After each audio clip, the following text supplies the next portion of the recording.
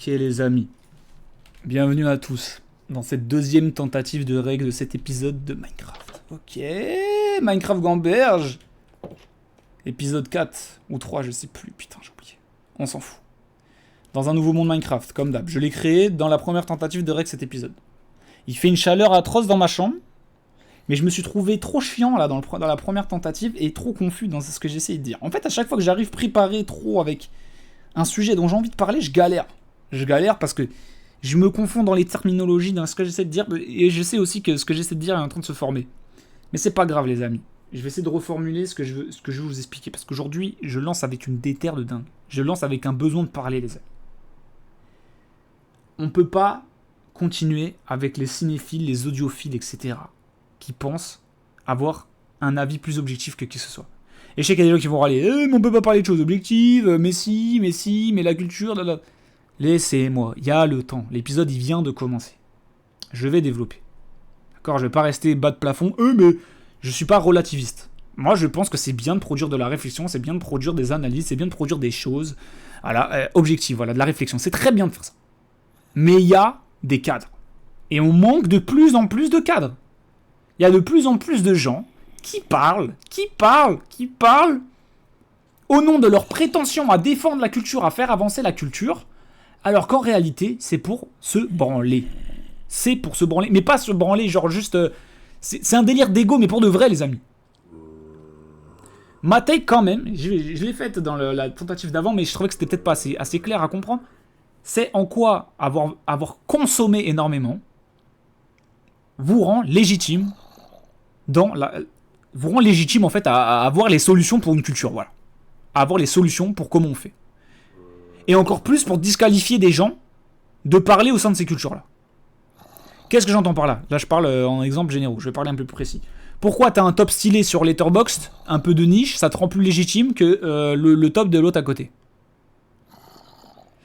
Donc évidemment, encore une fois, là, quand je dis ça, j'entends déjà des gens souffler. Voilà. Mais c'est évident, t'as plus de culture sur un sujet, tu peux plus en parler, machin. Ah là là, les amis, je sais que là, je passe pour vous, pour le fou du bus. Voilà, le mec qui arrive avec une tech tiède. Je sais. Mais comme d'habitude, vous me sous-estimez. Évidemment, j'ai beaucoup plus réfléchi que ça, sinon je ne ferais pas une vidéo autant saoulée, les gars. Et c'est pour ça qu'il ne resterait pas 40 minutes au minimum sur la vidéo. D'accord ? Donc tu vas rester, tu vas écouter ce que j'ai à dire, ou sinon tu quittes la vidéo maintenant. En quoi consommer ? Parce que on va dire qu'il y a différents types de consommation, évidemment. Consommer, commencer à comprendre l'histoire derrière certains... C'est par exemple faire de l'histoire de l'art, en fait. Si jamais t'es là, tu consommes un film, puis après tu te renseignes sur le réel, tu te renseignes sur les techniques utilisées, sur nanani, sur nanana. Mais évidemment. Il y a différents types de consommation. Évidemment. Ça, c'est pas à chier. Mais déjà, à partir du moment où t'as commencé à faire du lien entre des œuvres, t'as fait autre chose que consommer, tu as produit de la réflexion. Mais là, t'es pas encore un critique, hein. C'est pas parce que t'as réfléchi que t'es un critique. Comme de la même manière, c'est pas parce que t'as réfléchi que t'es philosophe.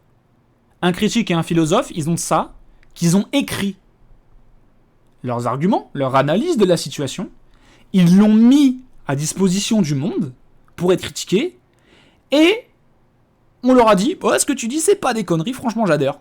Et ils pourront être contredits encore. Mais ils ont pris ce risque-là de taper quelque chose et de le mettre en ligne. Alors vous me direz, du coup t'es en train de dire que les gens qui mettent des avis sur internet, c'est exactement ce qu'ils font.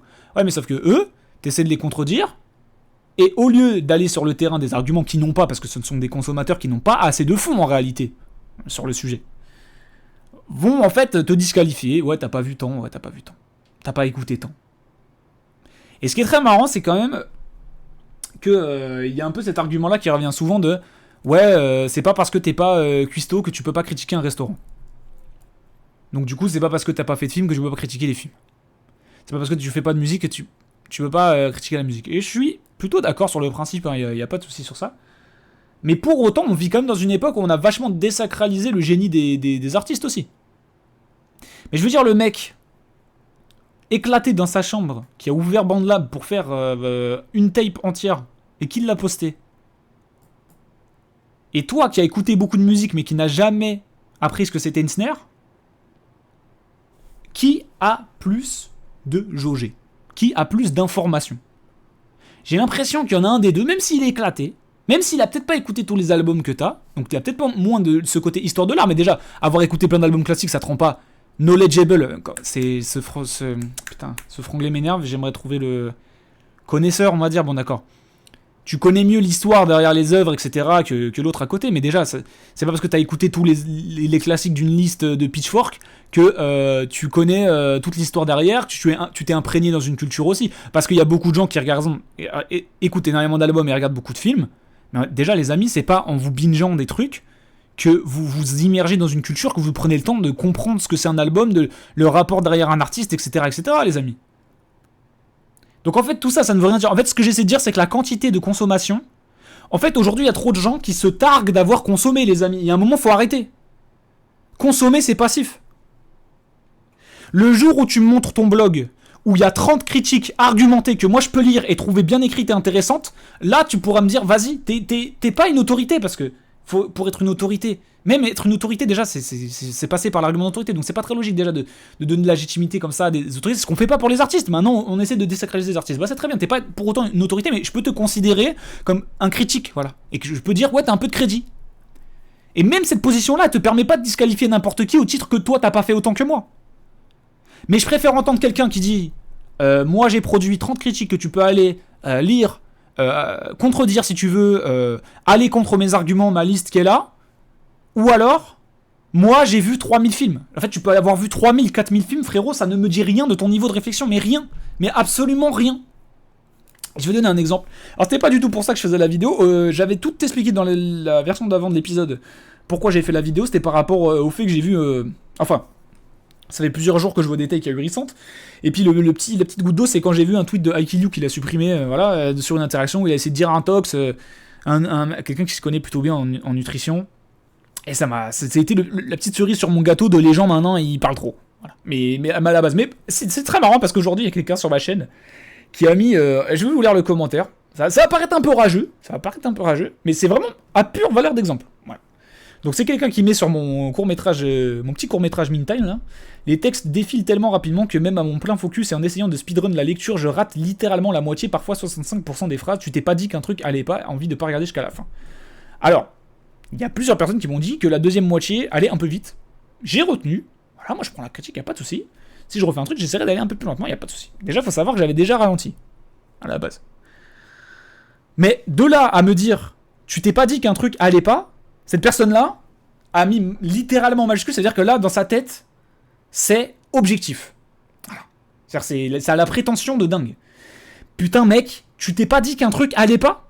Ça veut dire là, vraiment, il y a un truc évident que tout le monde voit, et que toi t'as pas vu, et tu t'es chié en gros. C'est ça sa prétention là. Donc moi je lui dis, tu lis beaucoup plus lentement que moi alors, parce que j'avais la flemme de lui faire tout cet argumentaire là. En gros c'était pour lui dire, voilà, c'était une manière de lui dire de plein de manières différentes, de déjà, pas mieux, voilà, mais aussi, non j'ai pas remarqué, parce que moi quand je le lis, il y a aucun problème à le dire. Donc je lui dis, tu lis plus lentement, peut-être que, c'est aussi pour le faire, c'est aussi pour lui mettre un petit tacle, mais c'est aussi pour dire, moi j'ai peut-être pas assez pris en compte le fait qu'il y a différentes vitesses de lecture, et toi, tu fais peut-être partie d'une partie de la population, parce que toutes les personnes qui m'ont dit que ça allait un peu vite vers la fin, elles m'ont pas non plus dit que en plein focus et en essayant de speedrun la lecture, tu rates la moitié des phrases. Voilà, là c'est vraiment pour le coup, ça c'est le commentaire que j'ai vu le plus vénère sur ça. Et vraiment, il y a un problème. Il y a un problème en termes de compréhension de cette personne-là. Donc voilà. Donc je dis, bon bah peut-être que t'es du côté des gens qui lisent un peu plus lentement. Voilà, et moi je fais partie des gens qui lisent un peu plus vite, puis aussi il y a le fait que j'ai écrit le truc, donc forcément je suis un peu plus familier avec le texte. Ça joue évidemment, il y a un biais, hein, il y a rien à dire sur ça. Tout ça pour dire quoi Donc je lui dis, tu lis peut-être plus lentement, en mode pour challenger son côté un petit peu objectif et prétentieux de me parler comme ça, ouais, tu t'es pas rendu compte que quelque chose n'allait pas, voilà. Et cette personne me répond, LOL, je suis un enfant d'internet, peut-être 14 heures d'écran en moyenne par jour, j'ai lu une quantité astronomique de contenu dans ma vie, mais c'est sans doute moi qui suis très lent, oui. Alors, pour moi, c'est un exemple par l'absurde de ce que je vous explique avec les films, mais en fait, pour moi, c'est le commentaire qui résume la vie des gens, quoi. C'est genre, j'ai consommé, là, c'est quand même ça hein, qui est écrit, hein. C'est, j'ai consommé 14 heures d'écran en moyenne par jour, mais du coup, ça veut dire que ce que je dis est objectif et à valeur. C'est-à-dire que cette personne, vu qu'elle consomme 14 heures d'écran en moyenne par jour, Elle s'y connaît en ce qui est de timing de lecture des sous-titres. Elle a une connaissance objective et parfaite sur ça. Peut-être que moi, tu vois, je suis pas un enfant d'internet qui passe ma vie sur mon ordi, et peut-être que moi j'ai pas consommé des trucs sous-titrés, tu sais, enfin, je veux dire, tout le monde consomme, les gars. Tout le monde consomme. Tout le monde consomme. En fait, pour moi, c'est pour vous dire que c'est pas du tout personnel quand je vous lis ce truc, je m'en fous complètement, j'ai pas lancé le règle pour ça. Mais c'est hyper drôle parce que ce commentaire, pour moi, il illustre ça de fou, quoi. C'est pourquoi vous pensez que consommer, ça vous donne une légitimité à parler d'objectivité et de comment faire avancer les choses, les gars.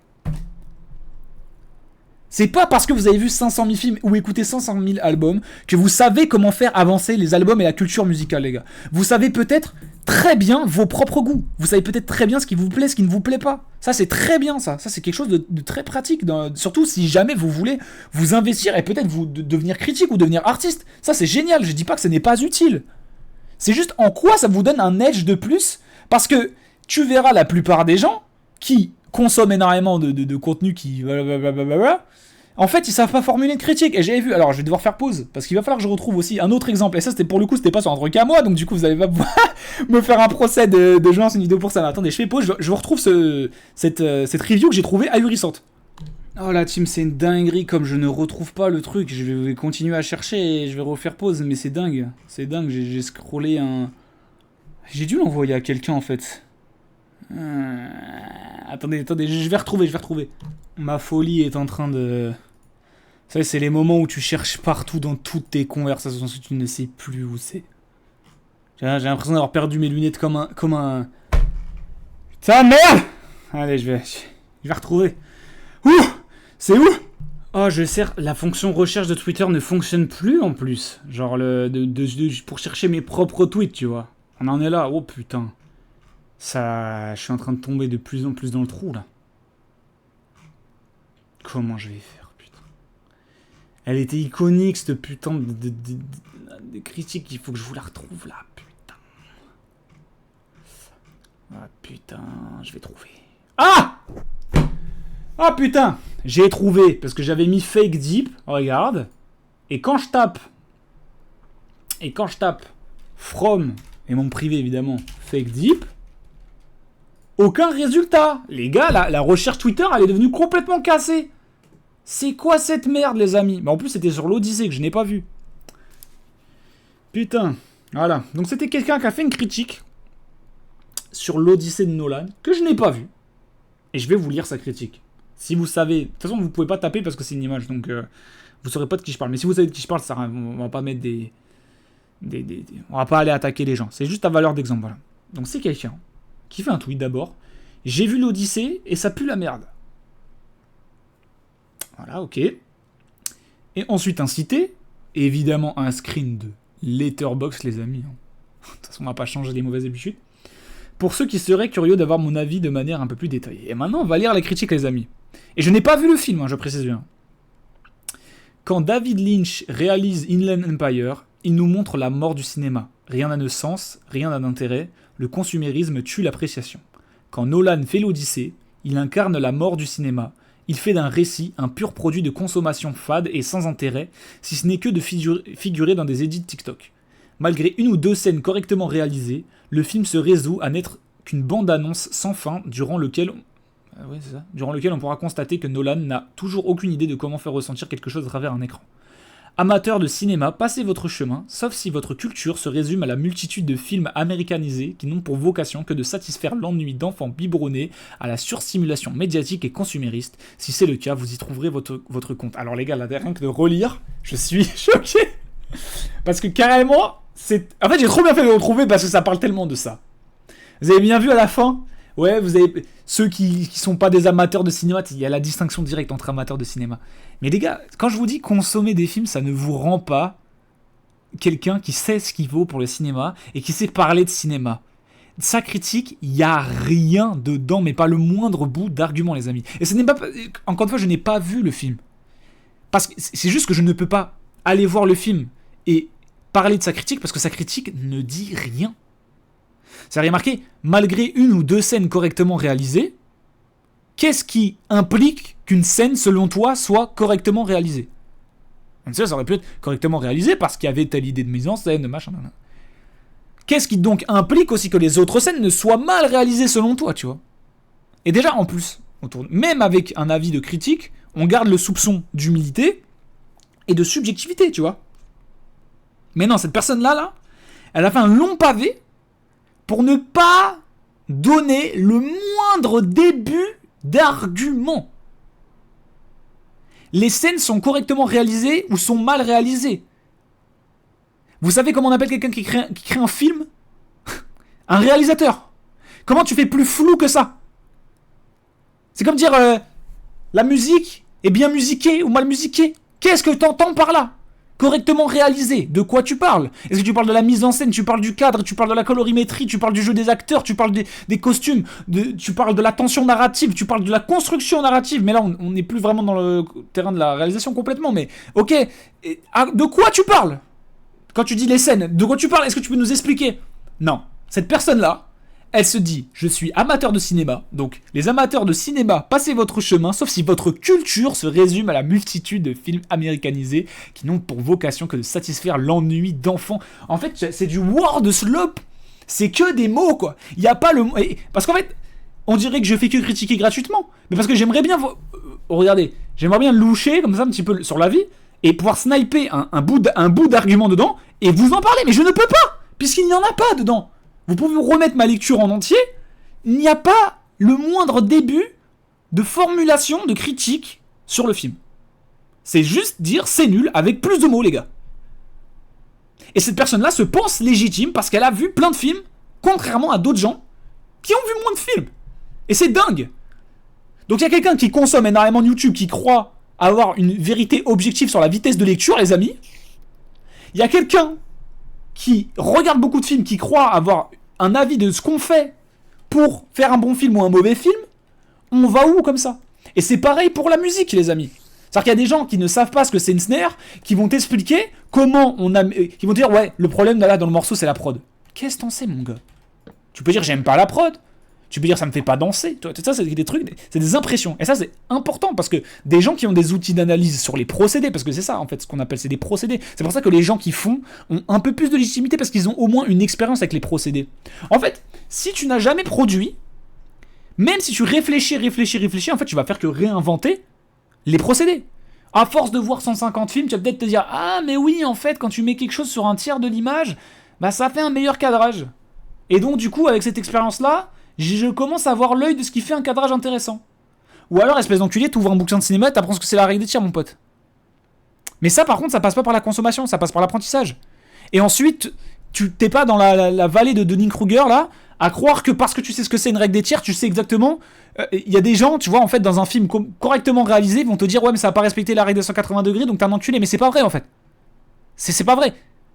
C'est-à-dire qu'au bout d'un moment, même les experts tiennent un peu d'humilité dans leurs mains. Alors, est-ce qu'on peut éviter de se prendre pour des leaders de culture parce qu'on a consommé énormément d'un média, ce qui est une activité passive, hein, c'est-à-dire qu'il y a des gens qui se considèrent supérieurs à toi parce qu'ils ont passé plus de temps à rester assis devant leur écran ou à payer plus de places de cinéma. C'est quand même une dinguerie, les gars. Alors vous allez dire, mais pourquoi tu dis ça à part pour hate, Déjà, j'en ai marre du bruit, de la négativité des gens, évidemment, ça c'est chiant. Mais autre chose, c'est aussi pour que vous non plus, vous vous complaisiez pas là-dedans, les gars. Au bout d'un moment, si vous voulez vous intéresser à un milieu et être un acteur de la culture, vous devenez journaliste. Vous créez un média, mais pas un média de merde, vous faites chier, vous créez de la rencontre avec les gens, vous vous renseignez, parce que même les journalistes maintenant oublient qu'ils doivent créer de l'information aussi, hein. C'est que des agrégateurs de Wikipédia, de bout de machin, à l'ancienne les journalistes ça faisait des interviews, ça allait chercher des choses qui n'existaient pas, voilà. Bah putain, faites ça en fait à votre échelle, allez chercher des interviews, des informations qu'on n'a pas sur internet. Faites ça, voilà, ça là vous créez quelque chose, là vous mettez à disposition de la culture quelque chose.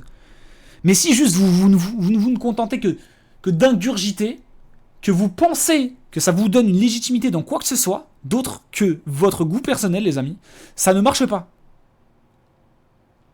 J'ai bien fait de le re-rec, je pense que j'exprime beaucoup mieux ce que je voulais dire là dans cette version. C'est dingue en fait. C'est dingue qu'on en soit là. Ah, ça fait combien de temps que je rec? Ça doit faire 20 minutes. Oh putain, je suis trop chaud, 19 minutes 50. Alors que ça fait genre, il doit y avoir au moins 20 minutes de pause, vous cherchez le tweet, les amis. C'est quand même dingue. Mais, ouais. Je demande au monde entier un peu d'humilité surtout. Même si t'es Tarantino, tais-toi un peu sur. Pas tais-toi, mais. Même si t'es le meilleur réal qui existe, même si t'es David Lynch, mon gars, c'est même si t'es ce qui tu veux, mon gars, même si t'es Hitchcock Prime, t'as l'humilité de dire il y a des cinémas qui ne m'appartiennent pas, il y a des cinémas qui appartiennent à des cultures qui ne sont pas la mienne. Et voilà. Et tout ce qu'en fait consommer énormément peut te dire, c'est ouais, mon goût à moi, au moins je sais que j'ai assez consommé de métal pour dire que moi j'aime pas le métal. C'est un exemple, hein. Je n'ai pas assez consommé de métal pour te dire si j'aime le métal. Mais quelqu'un, tu vois, qui a consommé énormément de métal, ça lui donne pas les bons arguments techniques pour critiquer le métal ou que sais-je. Ou philosophique si on veut. Énergétique, si jamais il y a des gens qui veulent parler comme ça, voilà, lié à la philosophie, la musique et le social, voilà. Pourquoi pas. Mais ça vous donne rien en fait, d'avoir consommé énormément de métal. Tout ce que ça vous donne, c'est simplement un avis.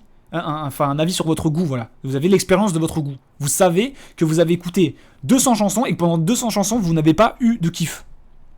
Ça, c'est une information réelle qui n'existait pas avant que vous fassiez ça. Mais ça donne des informations que sur votre goût, voilà.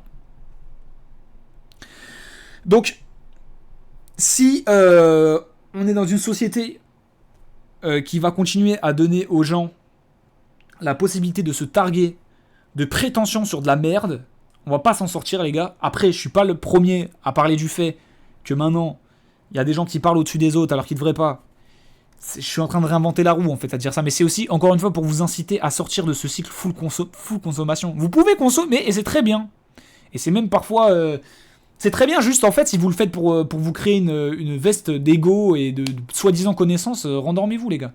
Vous serez beaucoup mieux calé en production de films, à aller comprendre chaque petit détail derrière vos 3 films préférés, de production, de procédés utilisés, de comment ça a été fait, etc. Vous en apprendrez bien plus sur le cinéma que de mater 1000 films. Comme ça. Ouais, benez devant votre écran comme ça. Là. Ouais, je regarde un film. Ouais, j'absorbe, je mets tout dans mon cul. Ça, c'est pas une attitude, les gars. On peut pas continuer comme ça. C'est pour ça que l'autre, avec son commentaire, juste, tu peux me dire, ça va un peu. Je trouve que ça va un peu vite parce que ça, tu vois, regarde, c'est objectif dans ta subjectivité. Ça veut dire que tu regardes et effectivement, pour toi, ça a été trop rapide. Pour toi, ça a été trop rapide. Et tous les gens qui sont venus me dire, ça a été un peu rapide pour moi, j'ai tout écouté. Y a pas de souci.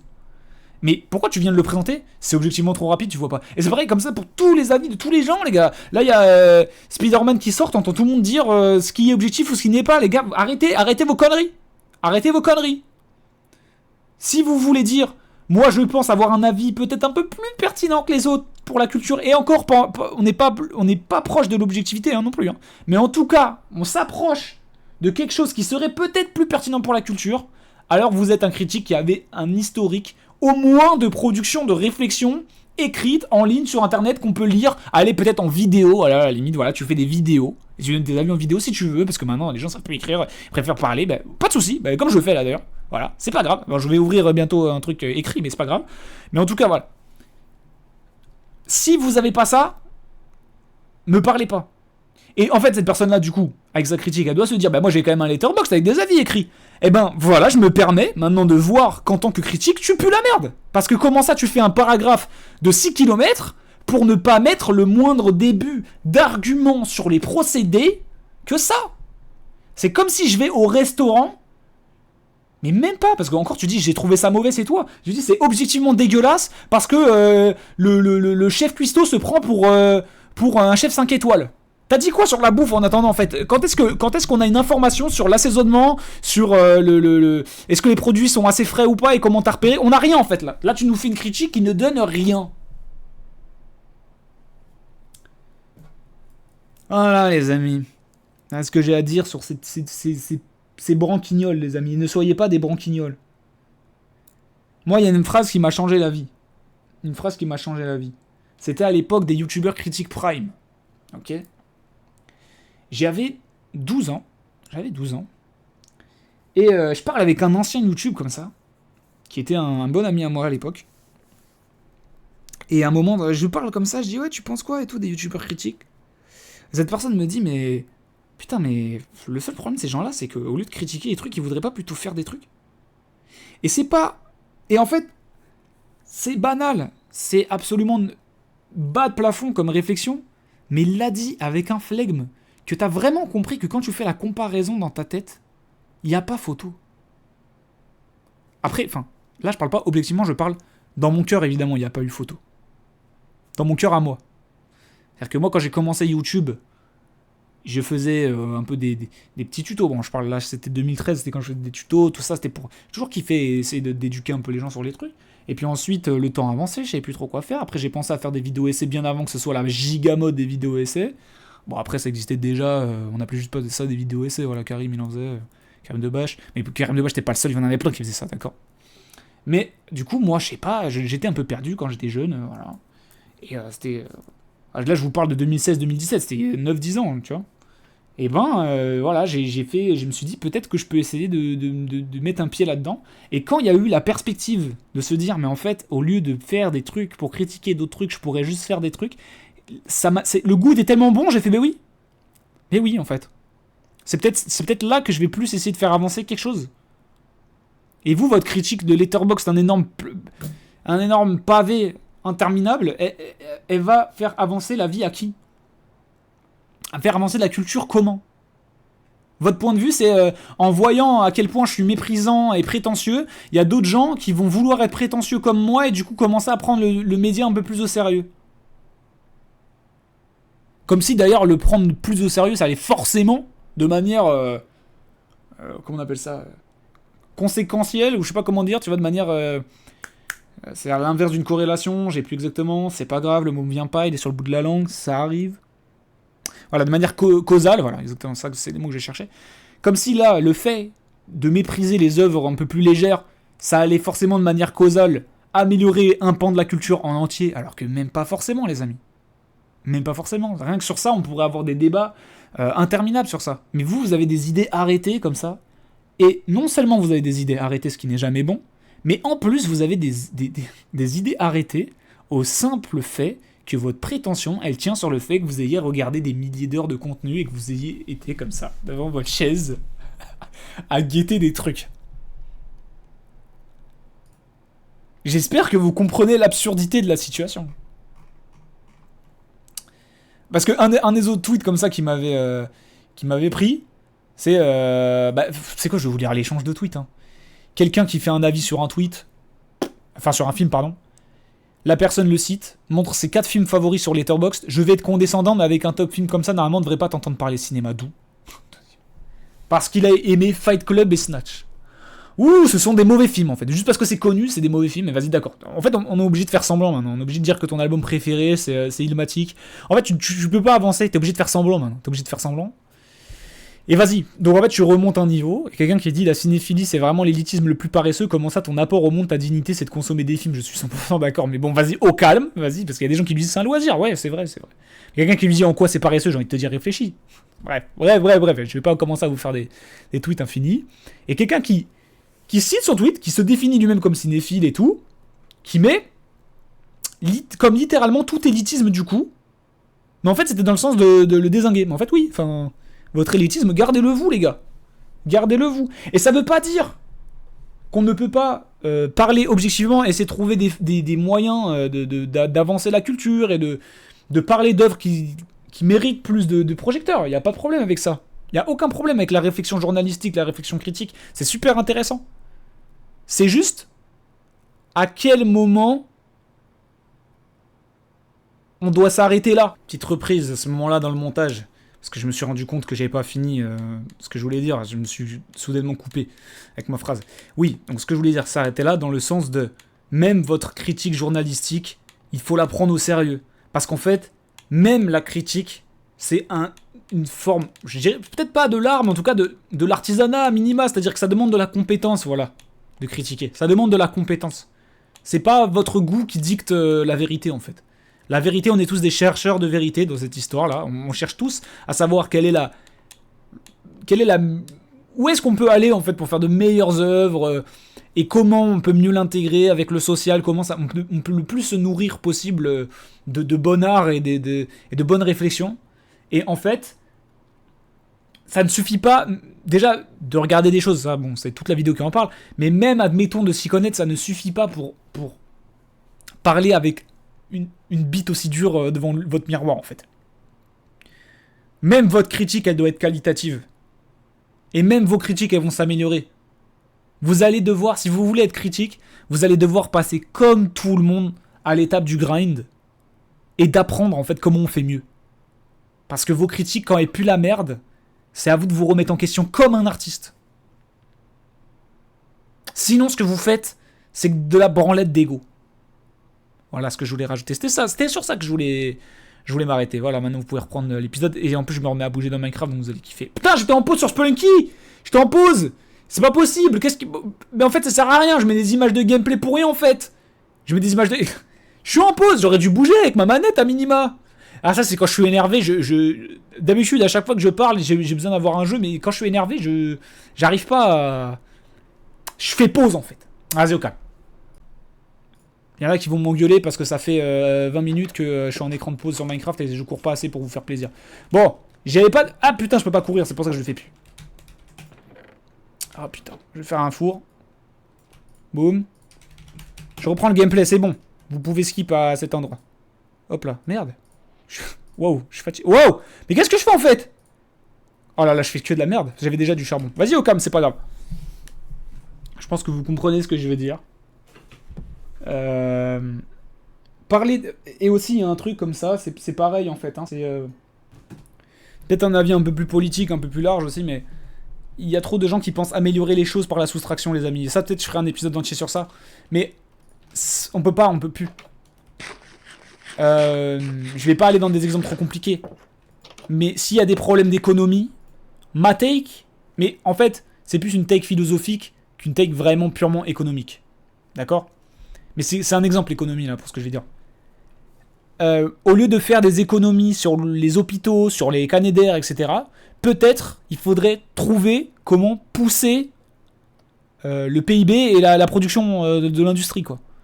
En fait, il faudrait penser à ramener plus d'argent plutôt que de couper des dépenses. Et ce que j'entends par là, c'est au lieu de dire H24, ce truc-là est mauvais pour la culture, ce truc-là est mauvais pour la culture, ce truc-là est mauvais pour la culture, peut-être qu'il faudrait donner plus de force à des trucs que vous pensez vaut pour la culture, les amis. Ça veut dire vos putains de branlettes qui ne sont là que pour branler. Parce que comme j'ai dit tout à l'heure, ça provoque quelle émotion et quelle passion à qui de vous voir mal parler de films, les amis. Nous, ce qu'on aime, c'est si on veut vraiment faire partie d'une culture et avancer, comment est-ce qu'on communique? Par l'amour de choses, en fait. Les gens brain dead qui vont payer leur place au Stade de France pour sauter sur des chansons qui font communion, ben en fait, ils apportent beaucoup plus à la culture que vous et votre ego de merde, en fait. Même si t'es brain dead, même si t'as aucune réflexion de musique, toi, au moins, t'es allé communier avec les gens de ta culture et de ton mouvement culturel, en fait. T'as donné de la force à un artiste que tu aimes. C'est ça, avancer la culture par le plus. Si on pouvait arrêter H24 de soustraire. Parce que les amis, plus vous soustrayez les trucs que vous trouvez nuls dans la culture, au final, il reste quoi? Pas grand-chose de bien. Le bien, c'est quand même... On est dans un monde où, aujourd'hui, il y a énormément de gens qui peuvent prétendre à être artistes et faire des choses. Donc forcément, on va retrouver beaucoup plus de médiocres que de bien. Donc, passez votre putain de temps à aller miner les trucs bien et faire la pub au lieu de gatekeep comme des enculés pour votre ego de merde. Est-ce que c'est compliqué de demander ça? Est-ce que c'est dur? Je fais ce monde Minecraft pour rien, je vais pas y retourner, j'ai un autre monde Minecraft. Je vous expliquerai une autre fois cette histoire de monde Minecraft. Mais est-ce qu'on peut parler de ça? Voilà. Merde, y a plus de lumière. Mais au moins le soleil se lève. Voilà, c'est l'espoir au bout du tunnel, ce putain de soleil. Ok. Conclusion. J'ai assez argumenté sur la question pour qu'on me rétorque des trucs faciles de type t'as pas besoin d'être cuistot pour parler de cuisine. Voilà, ce genre de take, les gars, lâchez-moi les couilles. J'ai assez expliqué ce que je voulais dire par là dans cette vidéo. D'accord? Si vous avez des nouveaux arguments à aller un peu plus dans le fond pour m'expliquer qu'en fait, si vous avez passé 2000 heures à regarder des films, vous savez tout des films, il y a des gens, les gars, en fait, il y a des gens, ils font des critiques alors qu'ils ont vu 200 000 films et ils confondent les termes. C'est une dinguerie. C'est une dinguerie. C'est dinguerie que t'aies consommé des 4000 heures d'albums et en fait, tu dis il y a un problème avec les batteries, on sait pas de quoi ou il y a un problème avec le mix, mais tu sais pas désigner le problème avec le mix. T'as juste un ressenti, mon gars. 2000 heures, mais autant en 2000 heures, tout ça, t'as appris tous les procédés techniques, t'as entraîné ton oreille, tu sais le faire, mais putain, c'est dingue. C'est dingue en fait, qu'il y ait autant de gens qui... Et c'est pour ça que j'ai envie de vous dire, là je parle aux gens qui ont envie de se sauver de cette merde, qui n'ont pas encore leur ego enlisé et protégé de plaques de métal par leur fausse, parce qu'en fait vous avez tellement rien pour vous sauver votre ego que vous enlisez dans le besoin, comment on appelle ça, vous emmitouflez en fait dans votre playtime, les gars. Putain, c'est comme si dire ouais, j'ai joué 5000 heures à Counter-Strike, ça veut dire que j'ai le niveau d'impro. Mais c'est pas le cas, mon gars. Non, ça veut pas dire que j'ai le niveau d'impro, mais vous m'avez compris, merde. En fait, quand est-ce qu'on va arrêter de faire semblant avec le fait que lorsque tu es devant ton écran et que tu bouges, mais même pas tu bouges en fait, quand je regarde un film ou que t'écoutes de la musique, tu bouges même pas, mon gars. T'es là. Et si t'as passé 2000 heures à le faire, à attendre, à consommer, comme ça, passivement, eh ben... t'es une putain d'autorité qui a mieux à dire que les autres dans la culture. C'est dingue qu'on en vienne à là, les gars. Alors ça veut pas dire que les artistes ont mieux à dire non plus, parce que, encore une fois, tout le monde est artiste aujourd'hui. C'est pas ça la question, mais déjà les artistes ont peut-être un peu plus une idée d'à quoi ça ressemble, les contraintes de production et pourquoi telle œuvre finit comme ça, mais surtout, tout le monde doit revenir à un terrain d'un peu d'humilité, les gars. Un peu d'humilité, putain. C'est trop demandé, un peu d'humilité dans cette putain de vie, les gars. Un peu d'humilité. Un peu de calme. C'est dingue le mépris des gens. Il y a des gens qui...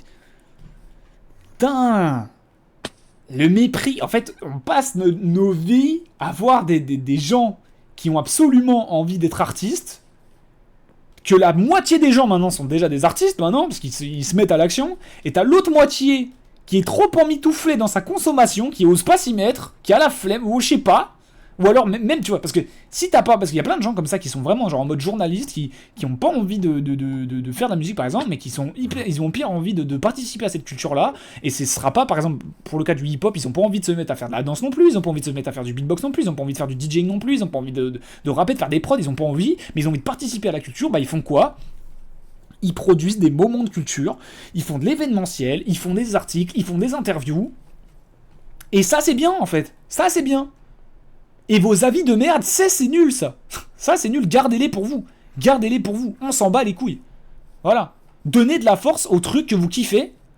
Et si jamais, allez, Bellec, t'as vite fait une intuition qu'il y a un artiste que tu kiffes, qui aurait pu faire quelque chose, et qu'il a raté le coche, et que tu penses peut-être avoir une piste de réflexion intéressante, et peut-être éventuellement qui pourrait relever de près ou de loin d'un peu d'objectivité mélangée à la subjectivité, et que t'as l'impression que c'est pertinent d'en parler, mon gars, eh ben fais-le avec plaisir, mais avec humilité. Voilà.